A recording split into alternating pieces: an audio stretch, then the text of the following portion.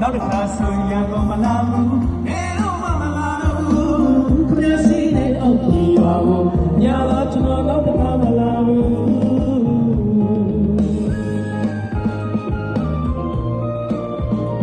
ဒီနေ့ကျွန်တော်တို့စိတ်တူပေါ်တွေညီမတွေအားလုံးထူးခြားသူတွေပါရဲ့မေးသေးတာဇလာဝါပို့တဲ့အတိုင်းချမ်းသာပို့တဲ့အတိုင်းနဲ့ကျွန်တော်ညီမလေးမငယ်ငယ်ထွန်းလို့မနီစာတို့အားလုံးပေါ့လေဒီစာပို့တဲ့အတိုင်းရောကျွန်တော်စိတ်တူပေါ်တို့ဘောဓမတွေကိုအထူးကျေးဇူးတင်ပါတယ်ဗျာ